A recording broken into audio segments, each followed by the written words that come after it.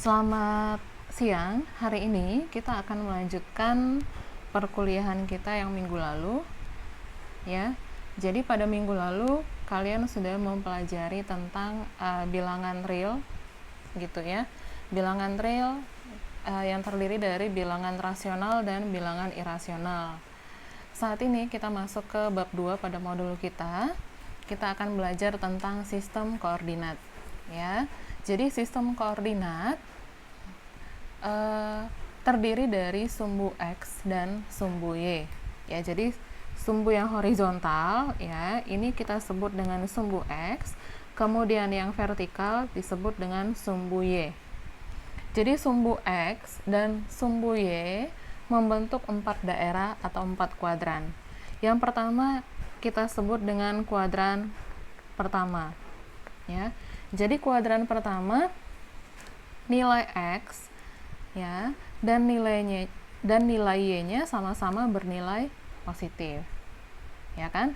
Kemudian ada kuadran kedua. Kuadran kedua untuk X-nya, ya, X-nya bernilai negatif, Y-nya bernilai positif. Soalnya kalau misalnya kita di sini mempunyai titik min 2, kemudian di sini ada titik 3, ya kan? Maka di sini ambil titik A. Titik A mempunyai koordinat min 2, 3. Ya kan, koordinatnya. Koordinat kartesius gitu ya. Nah, selanjutnya ada kuadran ketiga. Ya, kuadran ketiga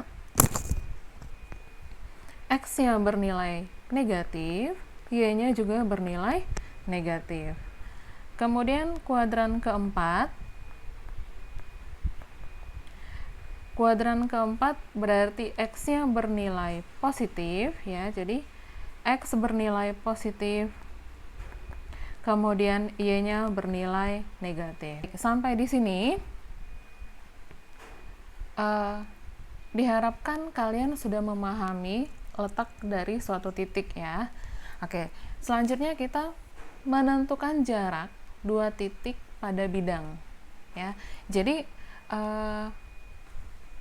koordinat sumbu X dengan sumbu Y itu membentuk suatu bidang, gitu ya. Nah, kalau misalnya nanti ada sumbu Z, itu membentuk ruang, gitu. Jadi kalau misalnya hanya terdiri dari sumbu X dan sumbu Y, maka membentuk suatu bidang, gitu. Kemudian kita lihat jarak antara dua titik, ya. Jadi kalau misalkan, ya, ini kita buat lagi sistem koordinatnya. Misalkan di sini ada titik A, ya. Titik A itu koordinatnya 2 dengan 5, ya kan? Jadi dia ada di kuadran pertama. Ini disebut titik A. Kemudian ini sumbu X, sumbu Y. Kemudian di sini ada titik 6. Di sini ada 1, ya. Jadi ada titik B 6,1, tadi A-nya 2,5. Maka, ya, jarak antara titik A dan titik B kalau kita gambarkan, ya, ini adalah jarak antara titik A dengan titik B, ya kan? Maka jarak antara titik A dengan titik B, ya, dapat ditulis seperti ini, D, ya. Jadi simbol jarak itu ditulis dengan D yang artinya distance, gitu ya. D A, B, gitu kan, sama dengan, ya, dari Pitagoras. Dari ini kan membentuk suatu Pitagoras, ya. Garis merah ini membentuk suatu Pitagoras. Ingat bahwa kalau misalnya di sini ada titik C misalnya, ya, maka kalau di SMA mungkin kalian sudah belajar sisi yang di depan titik A ya kan? Dinamakan dengan sisi A, gitu ya. Kemudian sisi yang ada di depan titik B, sisi B. Kemudian sisi yang ada di depan titik C adalah sisi C. Ya, dari rumus Pythagoras, ya. Jadi teorema Pythagoras.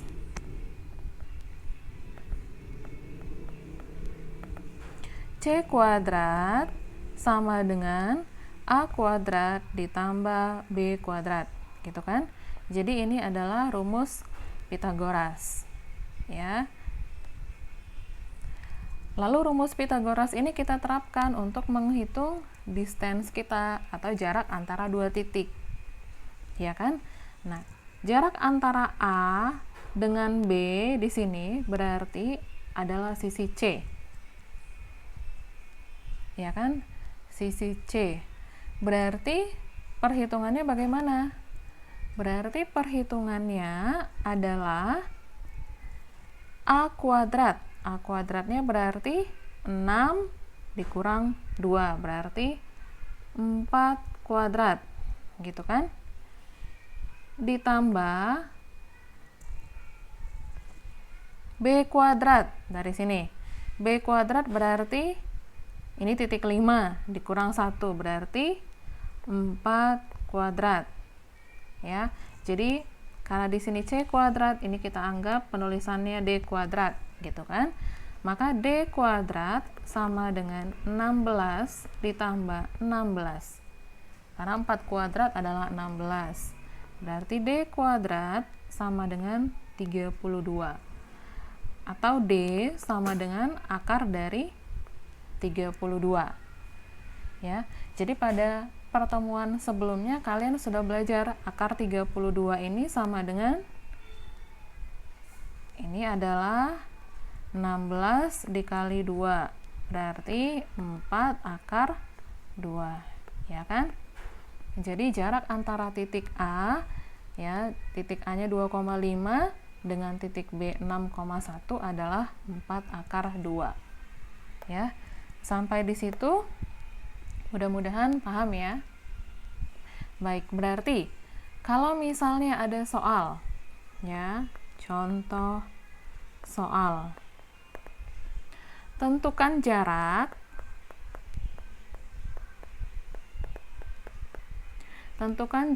antara titik P 2,4 dengan titik. Jadi ini tadi ada titik, ya. Titik Q bernilai misalkan min 1,3, gitu kan? Berarti penyelesaiannya dp, q, ya kan, sama dengan akar dari, ya, min 1 dikurang 2 dikuadrat ditambah 3 dikurang 4 dikuadrat. Berarti min 1 dikurang 2 ini sama dengan min 3 kuadrat ditambah min 1 kuadrat sama dengan 9 ditambah 1 berarti akar 10, gitu ya. Jadi jarak antara titik P dan Q adalah akar 10. Selanjutnya kita lihat lagi kalau misalnya dalam suatu lingkaran bagaimana, ya kan? Jadi kalau misalnya kita punya suatu lingkaran, ya kan? Jadi lingkaran ini, ya, lingkarannya digambarkan bersisian dengan sumbu Y misalkan, ya. Jadi bentuk lingkarannya, ya, anggaplah seperti itu, ya. Maka, ya kan, jika di sini ada titik P, ya, jadi ini pusat lingkarannya, ya. Nah, di sini ada titik P, misalkan 2, ini 2, ini 3 gitu kan, 2,3. Kemudian di sini ada titik Q ya. Titik Q-nya harusnya kan di sini. Ya kan? Nah, kita anggap dulu Q-nya adalah X, Y. Nah, pada lingkaran ini disebut sebagai jari-jari. Ya. Jadi ini adalah jari-jari. Ini juga adalah jari-jari. Gitu kan? Maka ya, jarak antara titik P dengan titik Q di sini ya, kita buat dengan PQ, berarti X dikurang 2 dikuadrat ditambah Y dikurang 3 kuadrat. Ya kan? Jadi P ini adalah pusat lingkarannya. Kemudian jarak antara pusat lingkaran dengan sembarang titik di lingkarannya ya dihitung seperti ini. Gitu kan? Maka selanjutnya kita lihat bahwa jarak antara P dengan Q yang sama dengan lingkaran tadi ya adalah ini, ya kan? Jarak ini R di sini sama dengan yang ini. Ya. Jadi ini ya, perhatikan yang garis kuning sama dengan jari-jari ini. Artinya apa? Berarti jari-jarinya sama dengan 2. Ya kan, karena di sini 0 ya, berarti 2 0 ke sini sumbu X-nya berarti 2. Jadi D ya, jarak PQ adalah 2 ya kan, 2 sama dengan X min 2 kuadrat ditambah Y min 3 kuadrat. Nah, untuk menghilangkan akarnya berarti kita bisa kuadratkan yang ada di sebelah kiri dengan kanan. Berarti 4 X min 2 kuadrat ditambah Y min 3 kuadrat. Ya, artinya berarti persamaan lingkaran dari lingkaran merah ini adalah 4 sama dengan X min 2 kuadrat ditambah Y min 3 kuadrat. Ya kan? Maka secara umum ya, secara umum ya kan, persamaan lingkaran dengan pusat ya, dengan pusat H, K ya, anggaplah H-nya 2 ya kan, K-nya 3, jadi H, K dan jari-jari R, maka persamaannya diberikan sebagai berikut ya kan, yaitu nah ini tadi X dikurang H kuadrat ditambah Y dikurang K kuadrat sama dengan jari-jari dikuadratkan. Jadi ini adalah persamaan lingkaran secara umum ya. Ya, jadi kalau ditanya persamaan lingkaran ya dari suatu titik 3,4 ke pusat lingkarannya berapa, bagaimana gitu kan, maka bisa ditentukan dengan persamaan ini. Selanjutnya kita lihat persamaan garis lurus ya. Jadi persamaan garis lurus itu bagaimana? Persamaan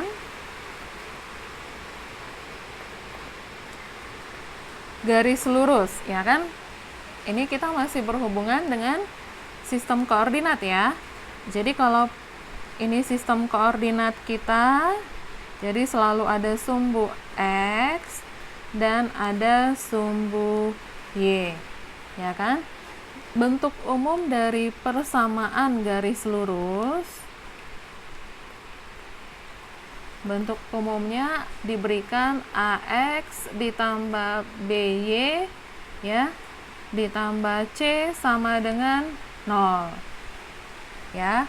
Jadi ada sumbu X, ada sumbu Y, dan C ini adalah suatu konstanta, ya kan? Sehingga, ya, kalau kita ingin menggambarkan suatu garis yang sejajar dengan sumbu Y, ya, ini sumbu Y kita, ya. Sumbu Y itu adalah garis yang vertikal. Jadi yang sejajar dengan sumbu Y, ya, anggaplah ini garis hijau adalah garis yang sejajar dengan sumbu Y. Berarti persamaan garisnya, karena di sini kan garis yang hijau tidak memotong sumbu Y, berarti persamaan garisnya adalah X sama dengan A. Nah, di sini A-nya, ya.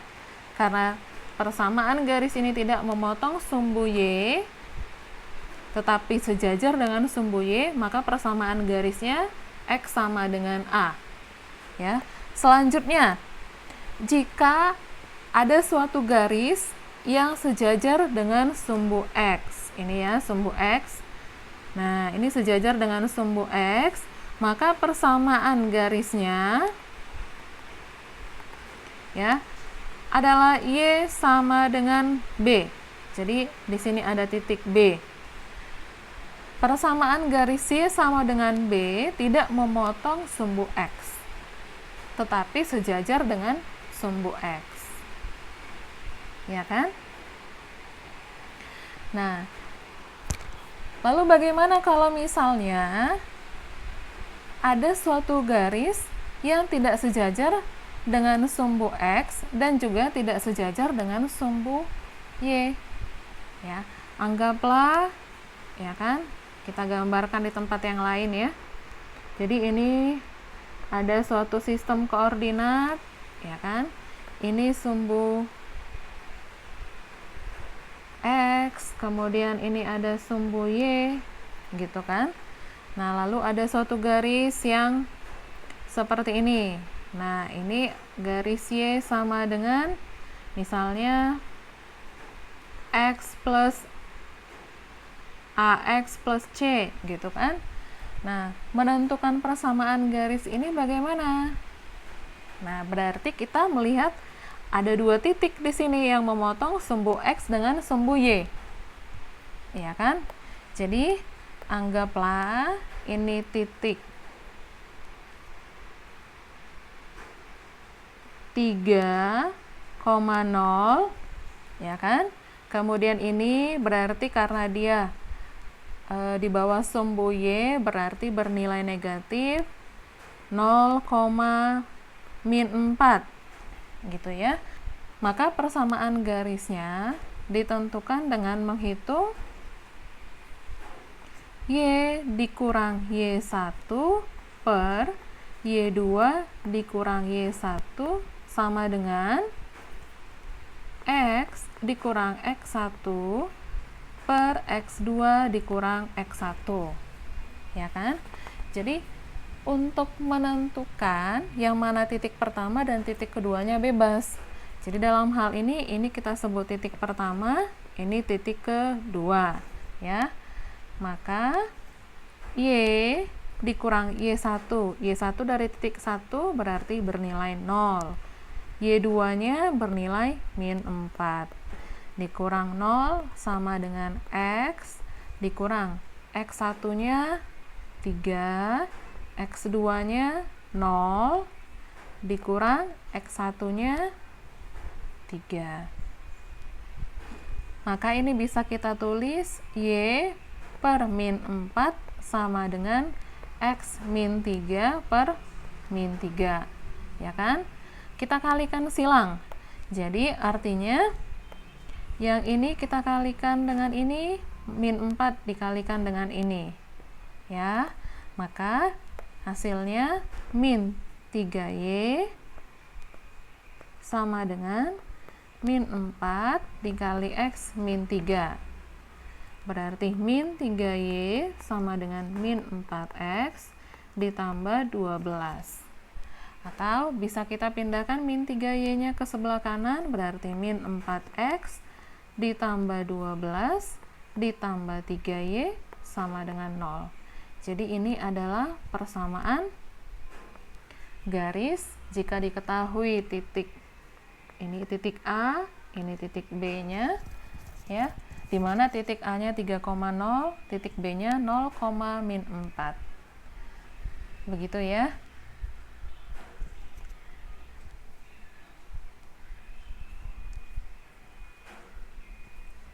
Nah, kalau misalnya di sini diberitahukan 2 titik.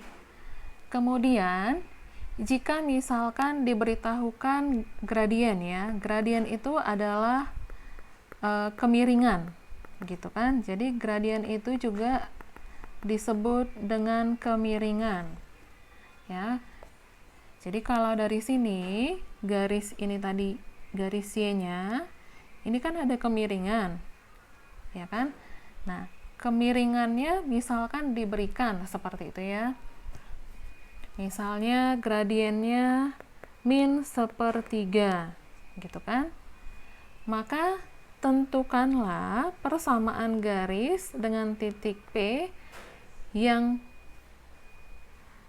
titik P-nya diberikan 2,3. Maka persamaan garisnya adalah Y dikurang Y1 sama dengan M dikali X min X1. Ya, berarti tinggal kita masukkan ini X1, ini Y1. Berarti Y dikurang 3 sama dengan min 1/3 X dikurang 2.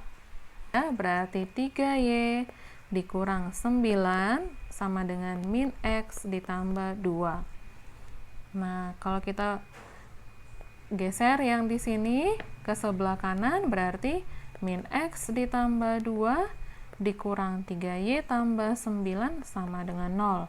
Atau min X dikurang 3Y ditambah 11 sama dengan 0. Ini persamaannya ya. Jadi diingat, yang ini adalah bentuk umumnya. Jadi ini bentuk umum dari suatu persamaan yang diketahui suatu titik dan gradien. Seperti itu ya. Tugasnya tes formatif nomor 1 sampai nomor 4 ya. Nomor 1 dan sampai nomor 4 ini ya akan kita koreksi. Akan dikoreksi ya bersama minggu depan. Ya. Jadi silakan kerjakan tugasnya. Kemudian tugasnya disimpan dulu. Minggu depan kalian harus menunjukkan tugas kalian, di foto aja di grup, lalu kita cek sama-sama di grup ya. Demikian, tetap semangat, terima kasih.